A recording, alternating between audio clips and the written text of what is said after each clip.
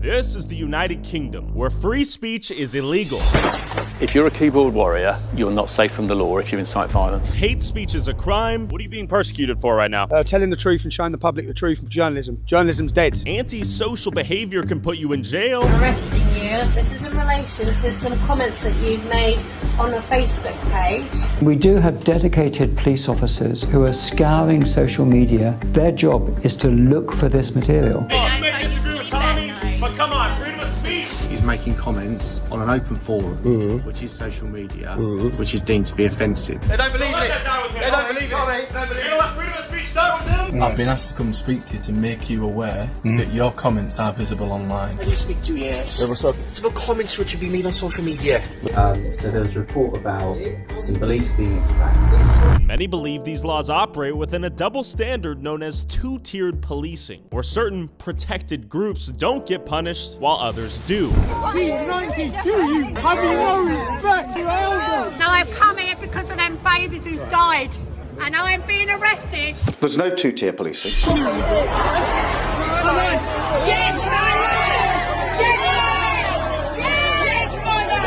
There is policing without fear or favour.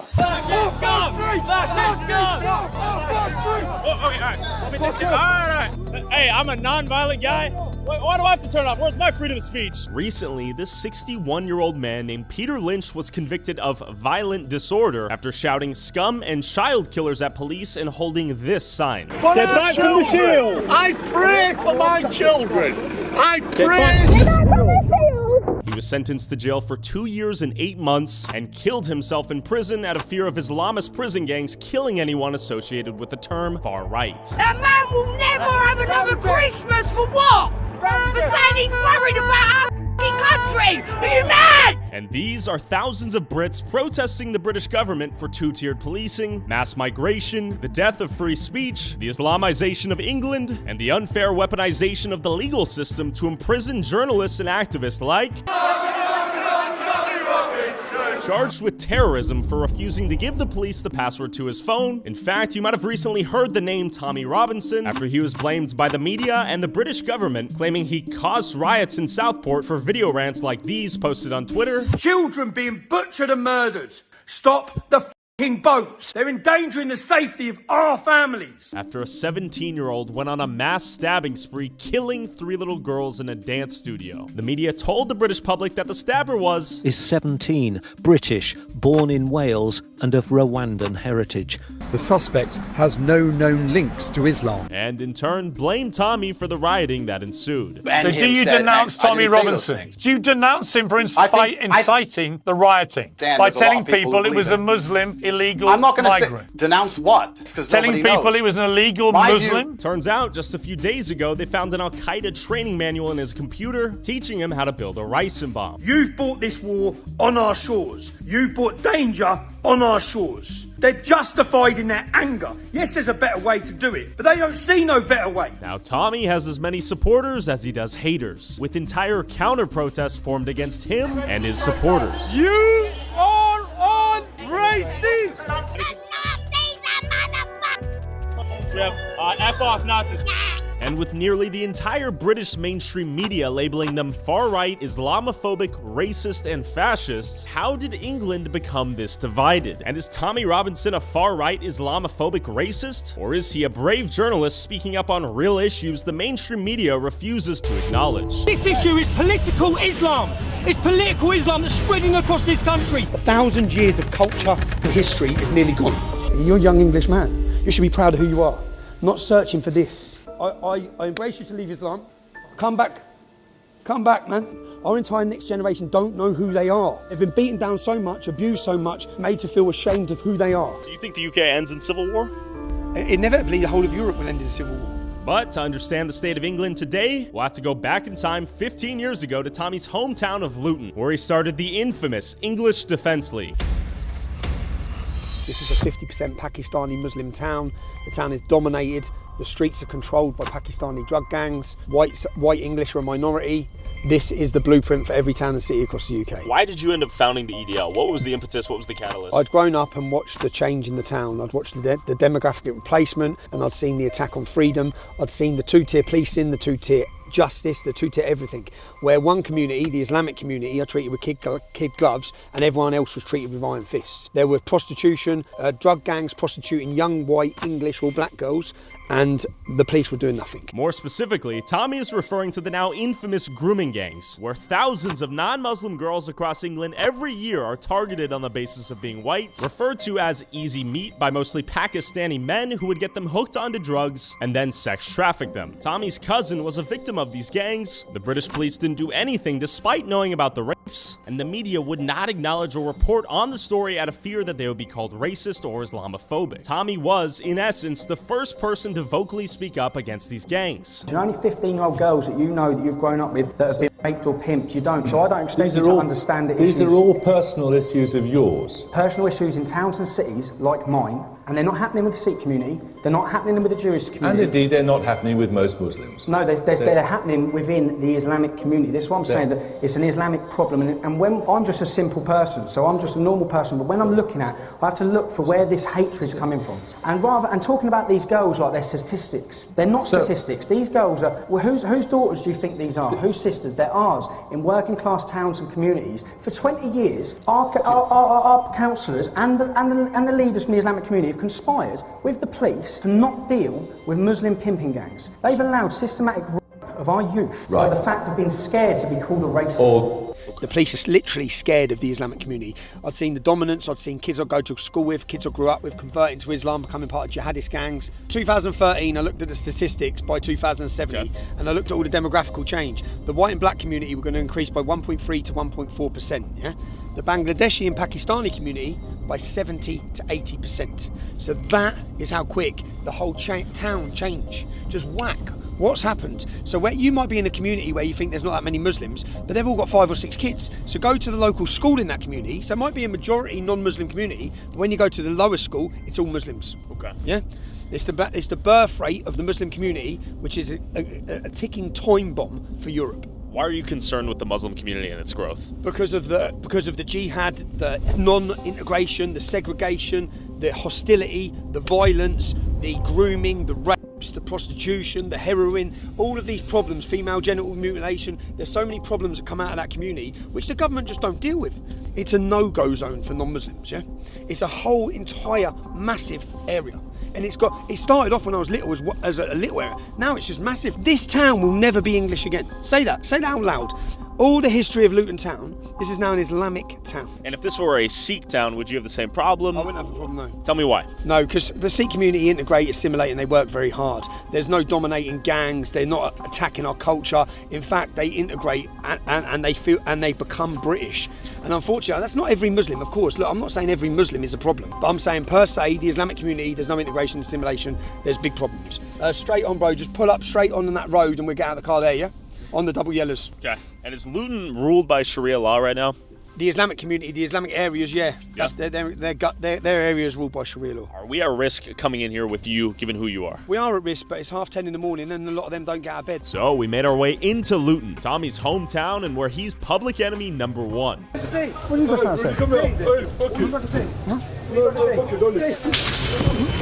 There's many times I've been attacked in this town centre, many times I've come under violent confrontation in this town centre, but this is my town centre. Do you see what these are? You obviously understand what these are. What are these? These are diversity barriers. These? Well, they're to stop terrorist attacks. It's real? I'm not joking. They're diversity barriers. This will go straight back up now, and these are to stop cars coming through and mowing everyone down. Okay. So and we have these in every town centre. You know, our Christmas markets now are literally just entire things like this, fortified to get anywhere near the Christmas market because they expect cars to come flying into them. So, as I said, the more Islam, the less freedom. Okay, so are you Islamophobic? There's no such thing as Islamophobia. A phobia is an irrational fear. Sure. All the things I talk about, when you pick up the Quran, there's 100 verses in the Quran which incite violence against non-Muslims. There's 4 verses in the Quran that say that Muslims can take non-Muslim women as sexual slaves. Actually, one of those verses say they're blameless. Now, when we see the statistics that we have in the UK, Muslims make up 5% of the UK population. They're responsible for 90% of the convictions of groups of men that young kids. Why? Why isn't it Sikhs? Why aren't the Jews doing that? Why aren't the Hindus doing that? Why is it the Islamic community? 30% of the men convicted of gang rape of children are called Muhammad. Islam promotes it. Do you think Islam promotes it or extremist Islam? Muhammad, was Muhammad an extremist? Muhammad beheaded 600 people in one day. Muhammad women. Muhammad married a 6-year-old when she was 9. When people say about extremism or Islam, there is only Islam. There's not extremist Islam, moderate Islam, there's Islam. Can you explain the difference between cultural Islam and religious Islam? Many Muslims are just born with a Muslim identity and they feel like they have to defend it, yeah? Okay. But even when you're talking about it, they don't know what they're defending. Sure. They don't know everything about the life of Muhammad. They don't know he murdered, he pillaged. They don't know the life of Muhammad.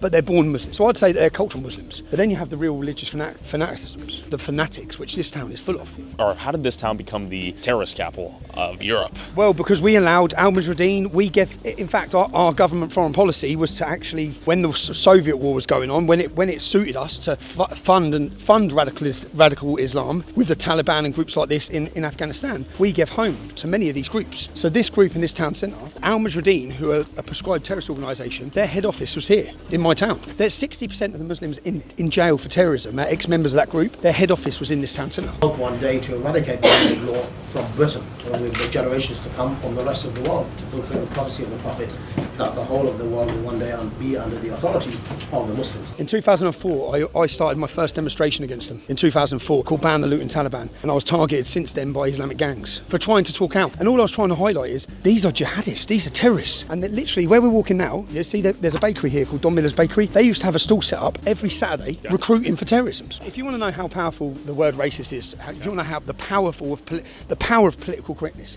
our entire police forces across the country were paralysed with fear to allow the rape of a generation of our daughters. 1,000 girls in Telford, 1,400 children in Rotherham. The police were fully aware that the children were being prostituted, ganged and kidnapped by Muslim gangs, and the reason they didn't act, which has come out in government studies, because they were fearful of being called racist. An 18-year-old migrant who come on a boat 6 months ago murdered a 27-year-old Englishwoman who was working in the hotel that he was being housed in. So in hotels, there's a hotel here, there's a hotel there. Yeah, we can go to the hotels if you want after this, yeah?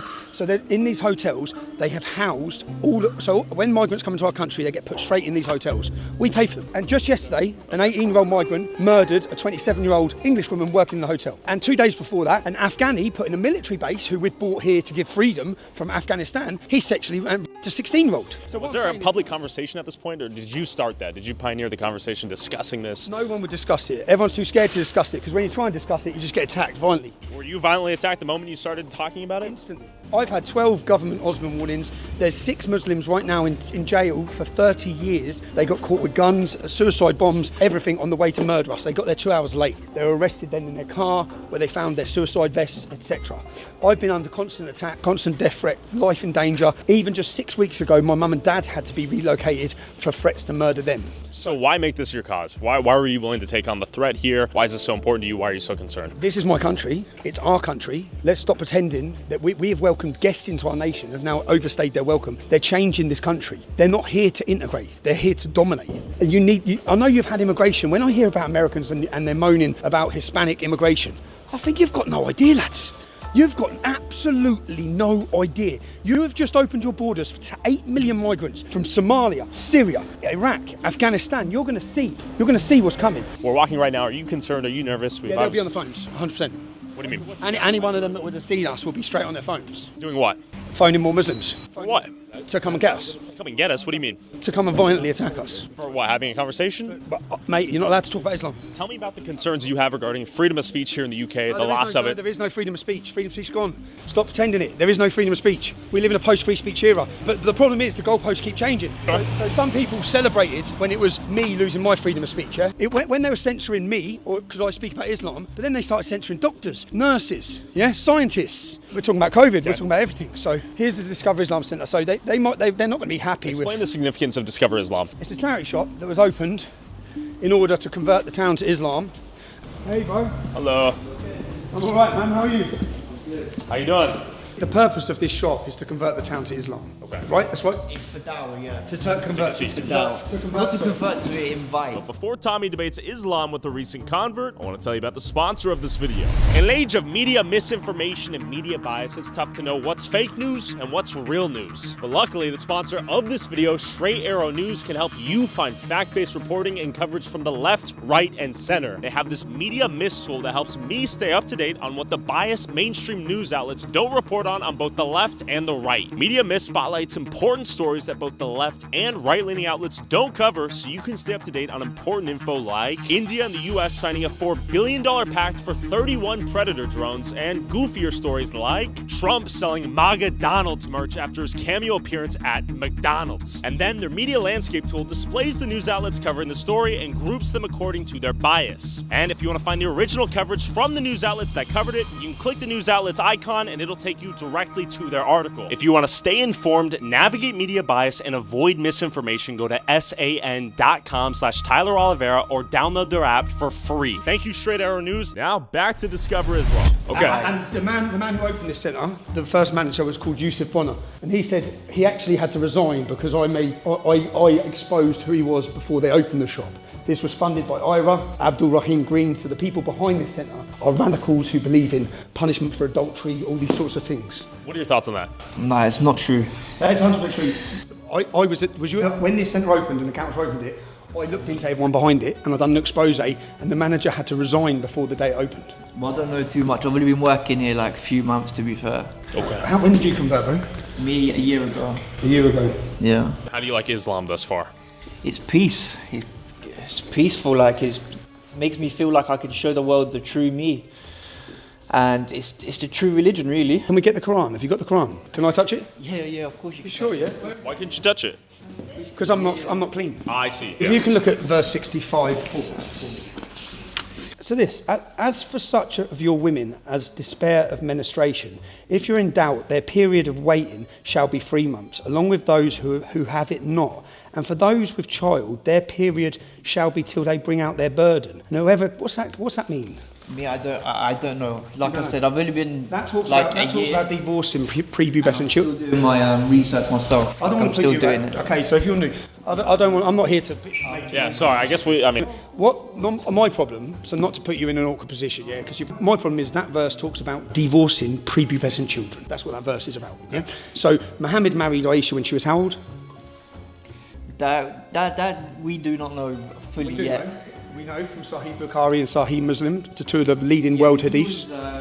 So how old was Muhammad then when he married Aisha? How old was Aisha? Aisha was probably about between 9 and 11, I would say. No, she was 6. So Sahih Bukhari and Sahih Muslim are two of the most recognised. The problem is, it's great if you think she was older. That's still a bit strange at 9, 11. But it's great if you think she was a lot older.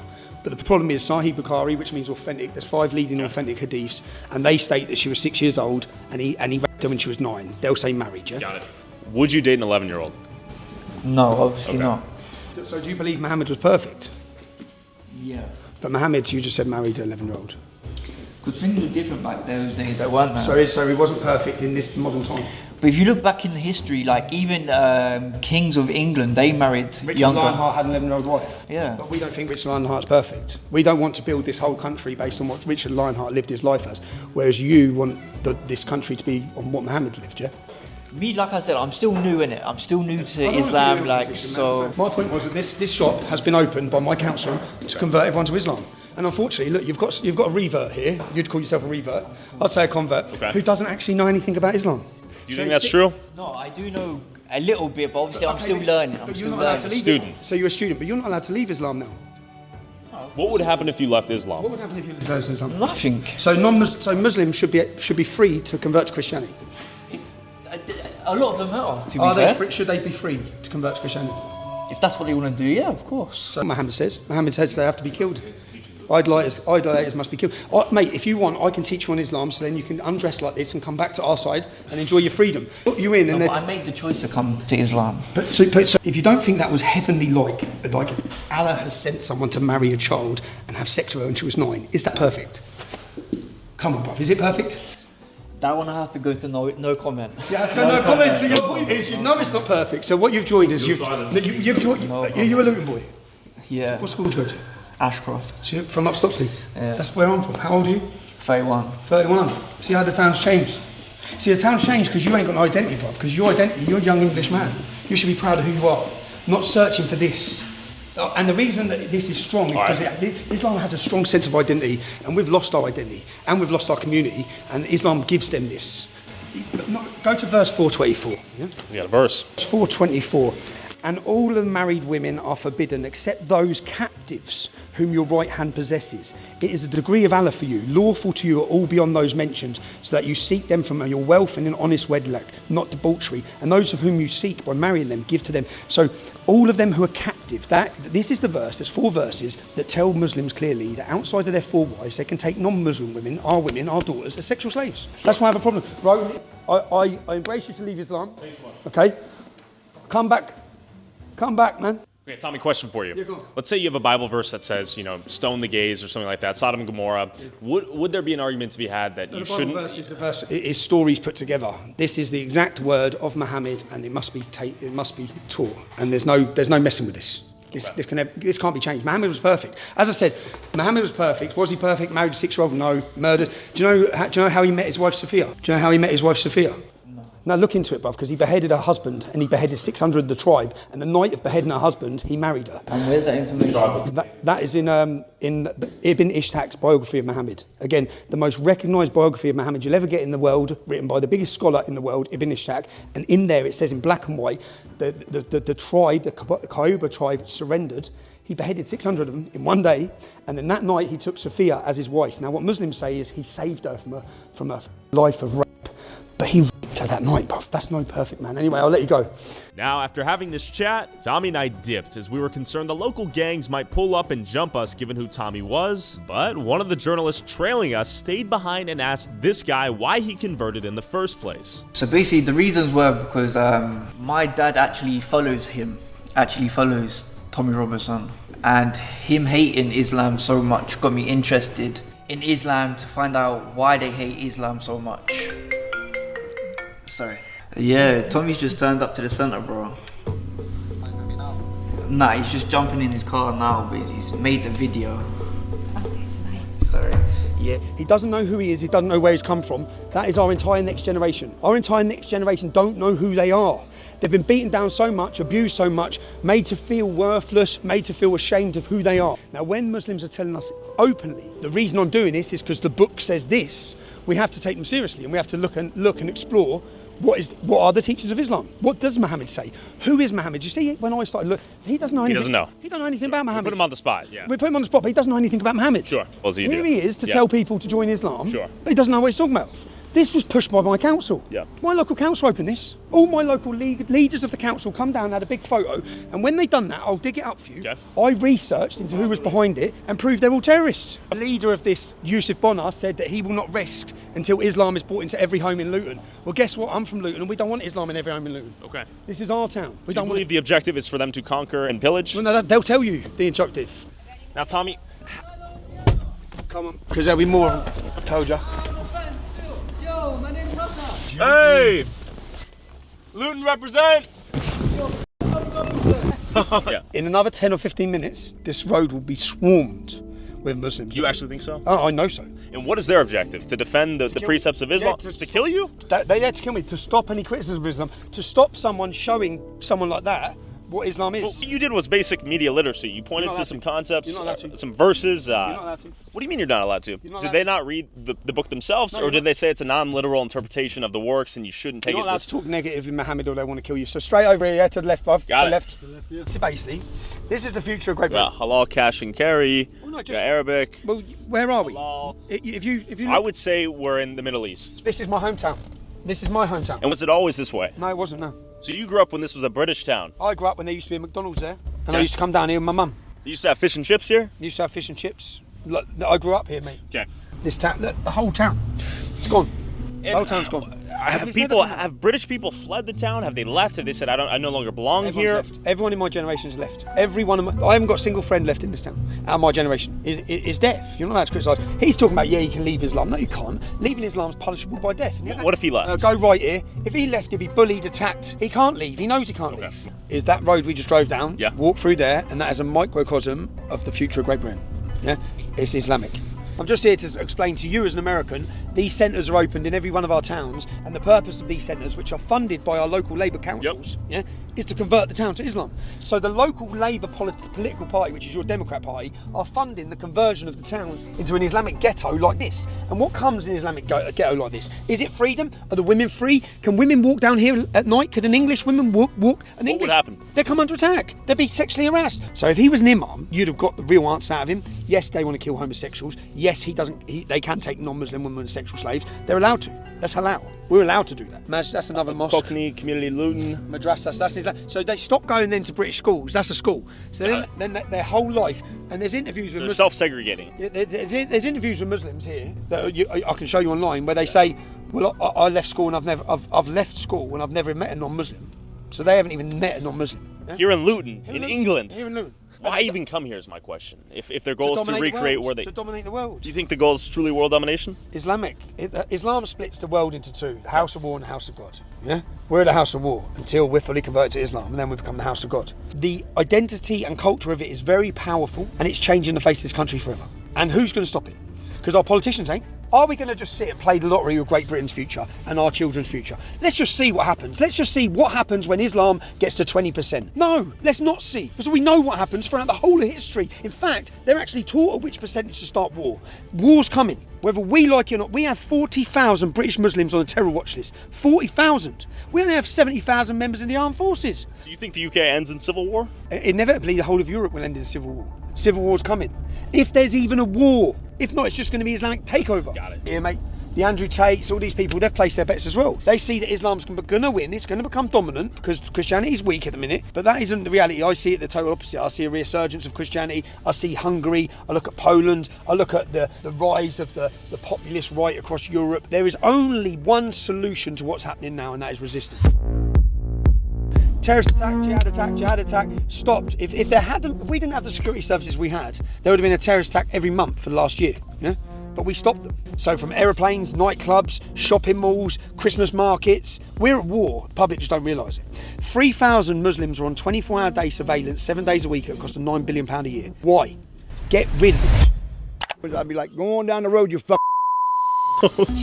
If you want to support our boots on the ground independent journalism that is not bought and paid for by corporate interests, along with exclusive DLC content that YouTube won't let me upload, and uncensored early access to all my videos before they go up on YouTube, go subscribe at patreon.com/Tyler Oliveira for less than $5 a month. The average person is not willing to go to war to even say any of these things mentioning Muhammad. I'm not saying go to war, yeah? What I'm saying is we have to understand what we're looking at and what do we want the future of Great Britain to look like. So I don't believe the political system can solve it. I believe we need a cultural revolution and a cultural movement. A cultural movement that celebrates identity, that combines and unites and brings everyone together. When I say everyone, every other section of minority group that's come to this country have embraced it and loved it, yeah? And we are at a pivotal point in Great Britain. A revolution is brewing, I'm telling you, yeah? I have my finger on the pulse. So we've shifted the Overton window on that. Where's the Overton window currently now? People are starting to talk about remigration. People are starting to talk about mass deportations. Donald Trump is going to shift the Overton window for the whole of Europe when he gets in power. He's going to save Western civilization. Western civilization is imploding. It's disappearing. The identity, everything is going. I don't think people really understand. We've had people sent to jail for shouting at a police dog, for saying you're not English anymore, for waving an England flag, given prison for non-violent crime, sharing a meme on Facebook, you get 6 months in prison. Crying in front of an abortion center. I faced 4 years in prison for making a film. We have no freedom, man, and the problem is they've always hid it. So they pretend with this facade. So the totalitarian state puts out that it's fair justice. There's no justice system. It's a legal system, and when they put a target on you, they're coming for you. Tommy, do you think they're going to kill you?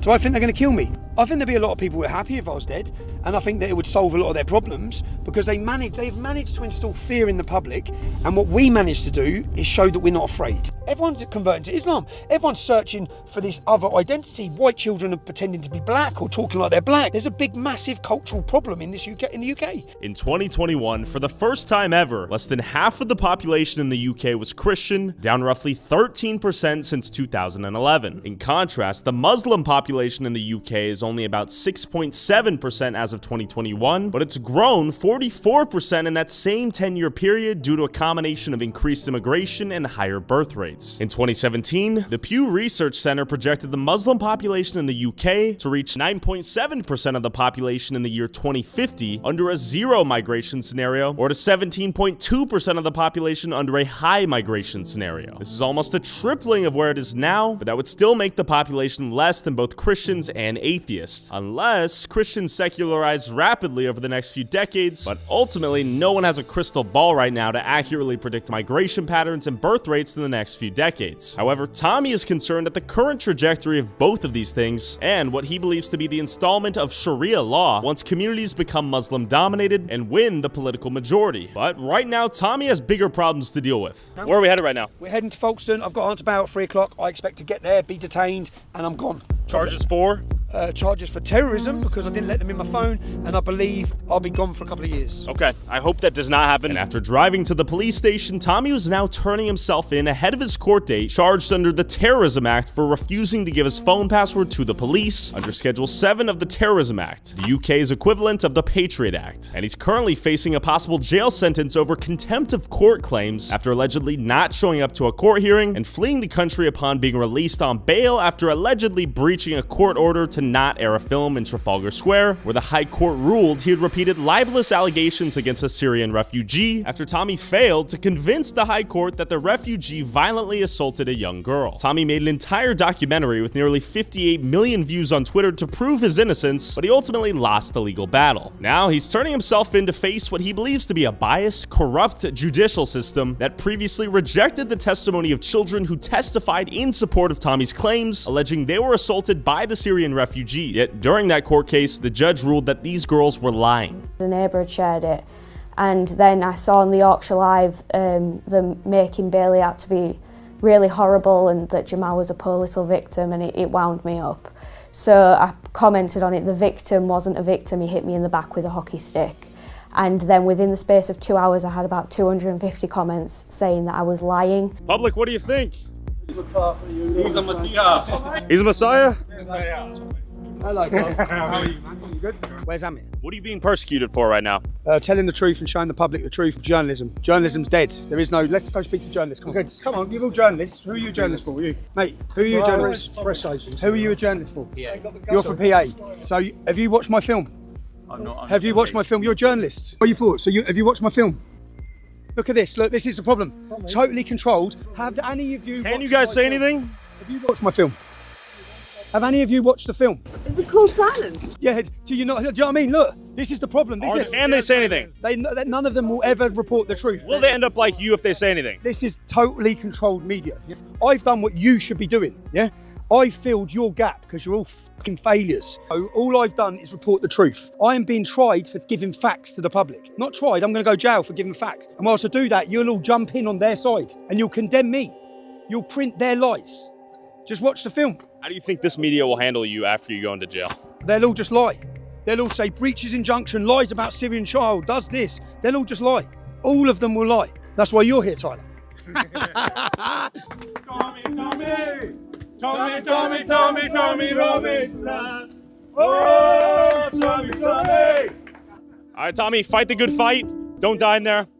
You know what you have to do, brother. You know when you're there tomorrow, just stand in, take it in, and think that a resistance has grown, man, and how far we've come, and that they can't put the fire out. Tommy, be safe, be smart. I will, man. See you later. Hey, you may disagree with Tommy, but come on, freedom of speech, don't let that die with him. As Tommy turns himself in, awaiting judgment to see if he'll go to prison for contempt of court allegations for what he believes is, in reality, a punishment given to him for exposing the current government and coordinated media's corruption and lies. Before we learn what happens to him, we first need to go to the Unite the Kingdom rally Tommy has spent the last few months planning to see what the public thinks of Tommy's charges and the current state of England. Tommy!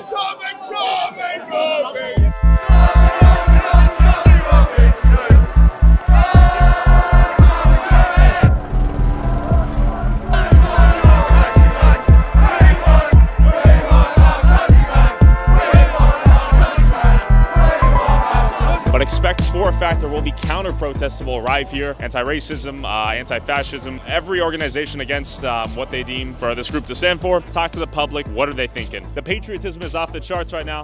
What does this mean right here? The rap of Britain. Talk to me. Exactly what's going on in the UK at the moment. Who is rapping Britain right now? Well, we've got the two-tier governments, the corrupt fucking governments are rapping this country. Is there any hope for Britain? If they let Tommy out, we might. If we get a bit of reform, we might. But if Keir Starmer, Conservative, this country is Talk to me.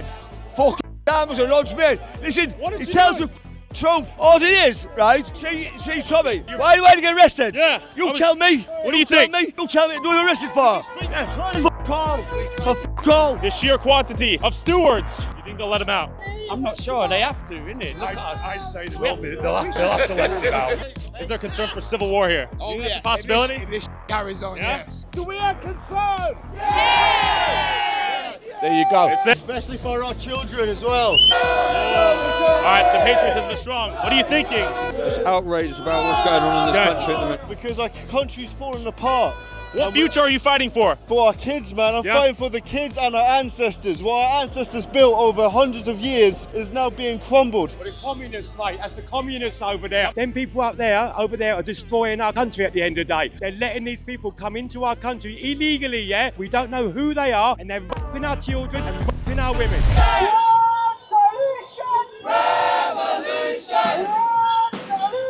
After getting a taste of the nationalist pride and frustration at Tommy's rally, I went to the Stand Up to Racism counter-protest to see what they were thinking. All right, would you like to share? All right. Okay, there you go. Show him your sign. We have F off Nazis, F off Nazis. Yeah. All right, would you like to elaborate? I mean, I think he summed it up, really. Nazis, anti-Tommy Robinson, anti-division, pro-Palestine. So why are you here, Roshi? What do you feel about Tommy Robinson? I want to eat him. He is a big bucket. La la la.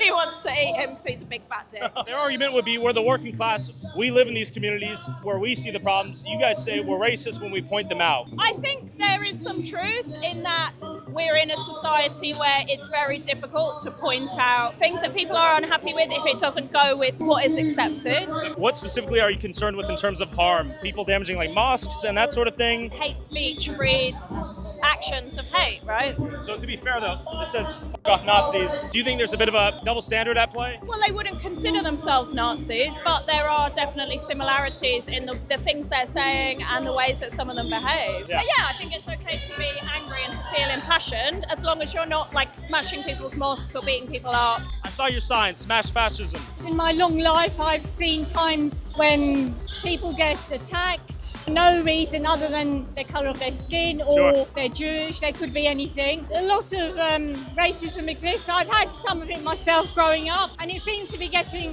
worse again. As a people, as humanity, we've only got one world. It's not about they shouldn't get a life, and you know, Amnesty International say they want to welcome all refugees, but they also think housing is a human right. How does that work? How are you going to do that? How are you going to welcome everyone in, yet also at the same time build infinite houses? It makes no sense. It's a utopia that's not going to exist. We have to look at the facts of life, the reality of life, the harsh reality of life, and it is unfortunate that the world is in this place at the moment, but we have to put ourselves first, and I think it's as simple as that. Do you think the English people are being deprioritized over foreigners coming in and economic migrants and asylum seekers? I think in an ideal world we would do both, but at the moment definitely the general public do feel that over the last 25 years at least, our living standards have been pressed down and down and down.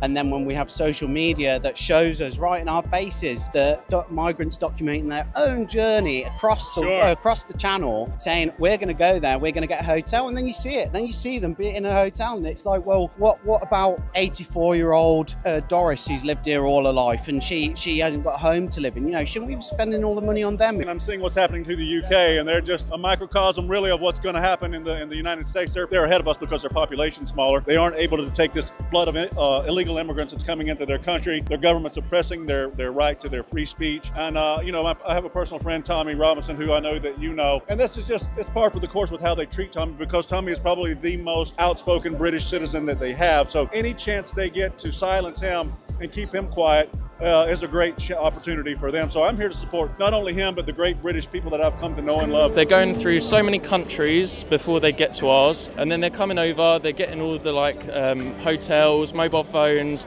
weekly allowance, 3 meals a day. Like all our taxpayer money is going to them, 20 million daily. Okay. It's just going up and up and up. And also like the pressure of the government, you said about free speech. Free speech doesn't exist. People are posting stuff on Facebook and they're getting put in prison. There's millions and millions of people that don't even know about this event. Like it's been suppressed. I had to search multiple times on Twitter just to find the details. It's borderline very suppressed at the minute. Almost like North Korea, I would like to say. The government are doing us over. Separating us all. Separating all them black, white, whatever colour you want. Okay. You know, At war with each other, and we shouldn't be. Your primary concerns right now? Free speech. the lot. We need Britain back. You know, you say certain things in this country on YouTube or other channels, like my channel, you'll be banned. If we continue down the line that our politicians wish to go, we will lose freedom of speech, we'll lose the dignity of the family, and we'll lose many of the values that my father, my grandfather fought in 2 world wars to keep. What are your thoughts on Tommy Robinson, him turning himself into the police, terrorism charges? Yeah, handing himself in, basically went to the police station because they were asking him a terrorism act on his phone. So if he's got like sensitive data on his phone that is to do with corrupt police and stuff like that, why would he give the PIN number to the policeman to get all the data, to go behind the back and do dodgy stuff? The man's give up so much to make us aware of what's actually going on in the world. For years we've been blind in this country, believing the likes of Sky News and BBC. At the end of the day, they're being paid by the government to, do you know what I mean, say what the government want them to put out there, to make us believe these lies. If it weren't for Tommy, we would know nothing. Tommy Robinson is one of the few true patriots we have in this country. Every so many generations we need patriots. He is our patriot. This is what they're afraid of. We want Tommy out! We want Tommy out! We want Tommy out! It seems like he's achieved true martyr status right now. Tommy Robinson! Immigrants, I think he's Islamophobic, he's a racist, he's a fascist, and this country has no place for him. Do you think all of them are fascists, or some of them are concerned patriots and people just disenfranchised? Yeah, people have a right to their opinion. I think refugees should be seen as an asset to this country. No one is illegal until such time as they're processed, and it's welcomed here. I haven't felt right all day because this is the first time I've ever demonstrated without Tommy being there. So it's a little bit funny, but yeah, let's get it done. What's the update on Tommy right now? But the update on Tommy, I spoke to his lawyers yesterday. They told me that he's in good mental health. He was prepared for it. He had a conversation with us when we were at Nando's the other day as well. He's ready for the sentence. On that half, he's okay. I've been liaising with his family. Obviously, they're going through their troubles at the moment with everything that's going on. But all we can do is just support him. So when we get in court then, the judge will decide his outcome. So we just turn up then, we support him. Are you happy or upset he's in jail? Very happy. It's the least that he deserves after he incited literal race riots over the summer while in his 5-star hotel. And then he comes back to the UK and expects nothing. Got it. Do you think he is a net positive or negative to British public? A huge negative to the British public. He does nothing but cause division and grief for us.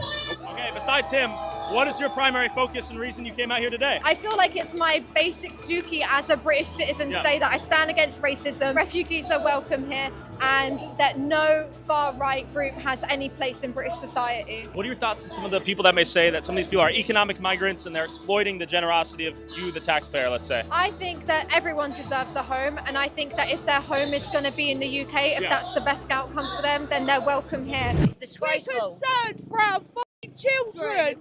You see the aftermath of Southport. My cousin died on the King's Cross bombings. What are we going to do?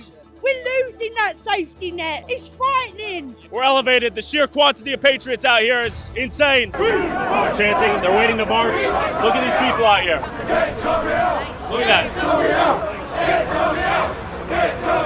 Tommy Robinson is a fascist. He is a Nazi, and the people on that side are a mixture of racists and fascists. I'm sorry, we're not going to come here and say there's no concerned citizens on that side. If you let those people win, they'll come here, take away all your rights. So we stand against them 100%. This is the side of the people. He's an antagonistic force and he shouldn't be free in the UK. Do you think the average person over there is just a concerned citizen, or are they like a racist? What do you think? I think most of them on that side are racist. All racist. Some of them are fascists. This is Britain. This is where we want to be. Look on that side. All basically white men and women standing together, being racist together. Just, I notice you're black. What are your thoughts on that? Well, they call me a sellout. Yeah, they call me Uncle Tom. But, Okay. but you know, I think it's more than race. I think this is about getting the country back. I think today it's more about the crime, the injustice in the tier 2 policing. So it's not just about race. I think it's more than that. It's deeper than that because they like to divide and conquer. You know? Who's trying to divide and conquer you guys? The high up, the elites. And you're here today proudly because? Globalists. The globalists? I think it all goes back to the same thing. So the far right, the struggle against bodily autonomy, for a free Palestine, against austerity. Every issue that we can point to will come back to a far right rhetoric. It comes back, it's the ultimate weapon of capitalism, and it's lashing out against us. It happens every time there's an unstable economy, which we're seeing after COVID. This isn't a surprise, we've seen this before, and we will always fight back against it. But I think it's a disproportional representation of what the actual problem is. Your enemy is not the migrant next to you. The enemy is the ruling class and capitalism. Okay, I think even that side would agree, by the way. This is not a culture war, this is a class war. Got it. We're still seeing these major austerity cuts. We're still seeing attacks on trans people. This is growing and feeding and stoking the culture war to keep us away from the class war, because we have so much more in common with each other as working class people than we ever will for the ruling class. Jamaicans, Africans, Indians, Sikhs, Hindus, British, we're all together. It's the government that tried to keep us apart. Yeah, I'm not racist. It's one race, that's a human race. There is all different people here today. People come here to be safe. Well, they're clearly at two tier. Yeah, there's one rule for us and one rule for the other. We have more right. When you talk about Britain don't have a history or a heritage, look at every invention from the fucking suit to the fucking game of football. Where's it come from? Comes from here. What's the most used globally language? England. We are fed up. They will come for you, your family. I've had it myself. What did you do? What did they say you did? They bugged me like a terrorist. I am. No, I can't. This is how I am. I've got a loud voice. It's me. Elite. All of us. That man will never have another Christmas for what? For saying he's worried about our fucking country. Are you mad? Are you fucking stupid? Let all the refugees in, let all the asylum seekers in, because we caused the wars, we were to blame for it, so let's let them come here and look after them like we deserve to. The ruling class used the fascists and the racists on the street to gain parliamentary support so that they can be in power, and we got to watch that, because they use racism to divide the working class, because they're scared of the power that we have. I've spoken to some people on the other side. They've used the term Islamization of society. What are your thoughts on that? That makes you pissed off, I can already see. It's just an absolute racist term. And what specifically concerns you about Islam? The Prophet Muhammad being a from the off. That's enough for me. And there's other things there, but that's enough for me. If we are bombing people out of their countries and they are coming here and we're saying that's Islam, whatever you want to call it, I think that's ridiculous. You cannot bomb somebody out of their home and country, give them no other option, force them to flee, and then say, oh, we have an influx of refugees here. That's an absolutely absurd proposition. I know that Britain is responsible for many of the reasons why migrants are having to move and they're trying to come to this country. Britain is the world's second largest arms dealer. We start wars around the world. We and other countries are major drivers of climate change, another reason why refugees are moving. So I'm here really out of empathy with refugees and migrants. Thoughts are, you seem a little untrustworthy. Why is that? Just news in general, like. I'm a guy with the YouTube channel. Right. All right. Can I see what this is? The Socialist Workers' Party? Who's representing? Trying to pull people away from the far right. Okay. Trying to mobilise the side against Tommy Robinson. We're protesting against the fascists that are in Parliament Square. Tell me how they're fascists. Can you explain? Impartial observer, what's going on? I don't really want to talk to him. Why is that? Because I don't want to talk to the president. Why? Because I have no reason, and you should stop interviewing. They say they're just patriots, they're not far right. What does the far right mean? Their form of patriotism is nationalism. Tommy Robinson is a Nazi, and they're supporting him. Okay. How do you feel that a large majority of this crowd has been labeled far right, whatever that means? I think the far right is a very small portion, you know. Because they just want to call us far right, and if you look around here, there's a mixed ethnicity, there's mixed religions. I was brought up Jewish. You'll see Israeli flags. It's just total media hypocrisy. It depends who you ask. Sure, right? Has it just become basically a slur for conservatives or what? Well, anyone's far right. So Brexit happened 2016. You're far right. So that makes 52% of the population far right to some, which is crazy. And if you want to control the borders, just control, you'll be far right. They're ready to move. The police are in front of us, and the counter-protesters are there inevitably. We're here. We're going to start moving. All right. Get ready for the demonstration of your life. All right. America, you've seen go yet. Let's get going. All right. The patriotism surges through his blood. Tommy Robinson!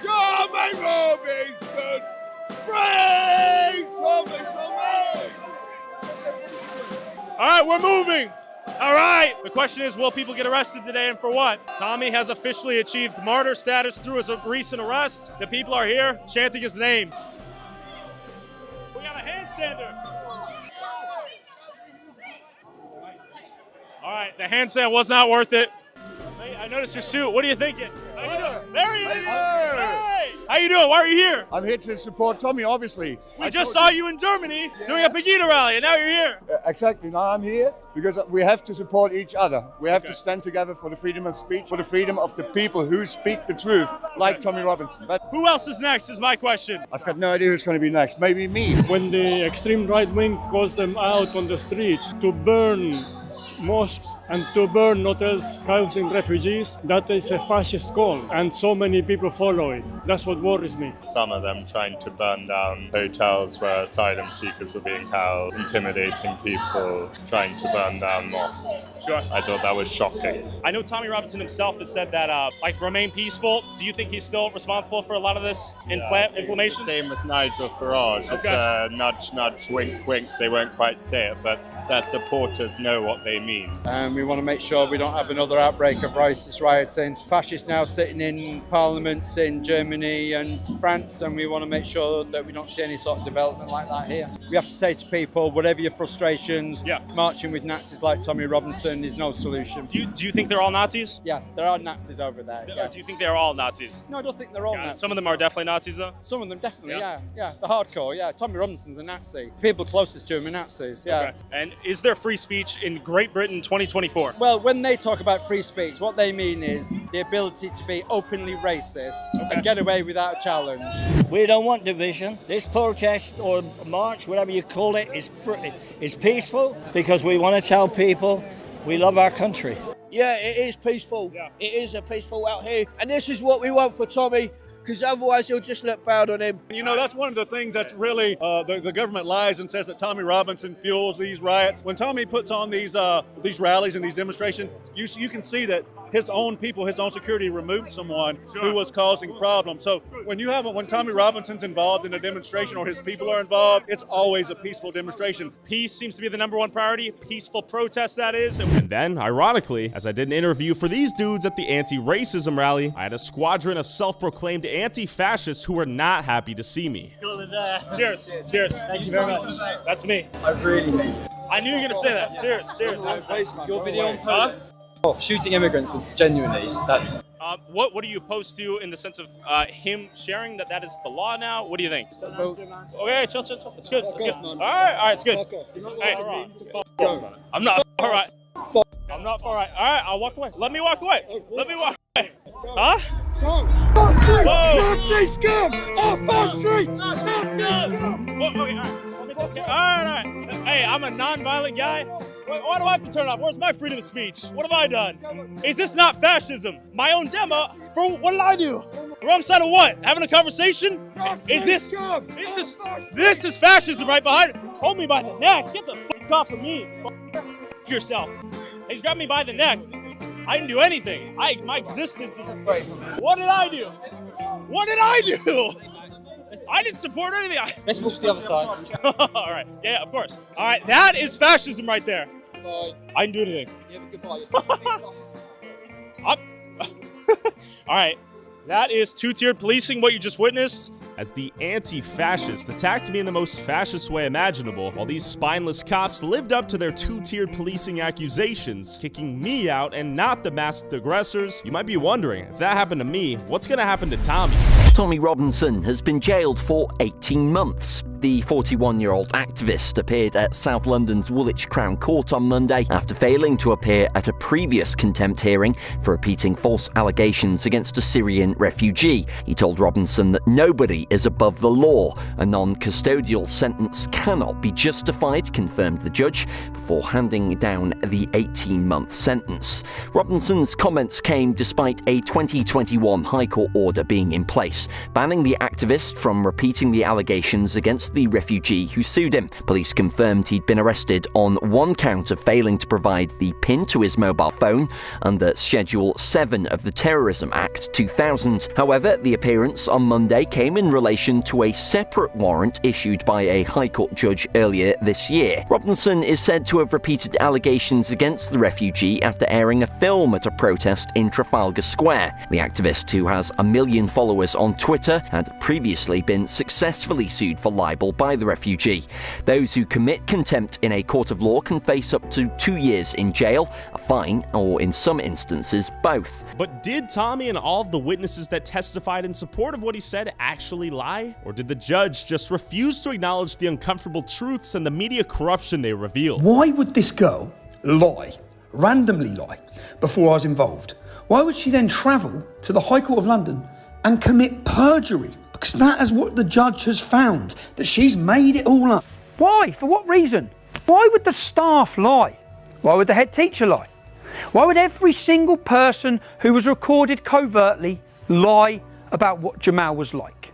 12 different people lying about what Jamal was like. Why? You see, the judge has really helped us out here. The judge says people can lie for reasons that make no sense. Sometimes for no reason at all. He concludes the alleged assaults, they never happened at all. Yaxi Lennon's lawyer said that at all times he was following his principles. He passionately believes in free speech, she said, freedom of the press, and his overwhelming desire is to expose the truth. He believes the public has the right to have all the truth, not just what's provided by the mainstream media. So if I'm in jail, buy my books, catch up on my story. I'm probably doing press-ups, I'm quite excited, I'm going to come out in the best shape of my life. It's not all bad, all right? I'm reading your mail, thank you. I appreciate your support. I appreciate your support you're showing my family. This is temporary, right? And the fight continues upon my release. Send in my love.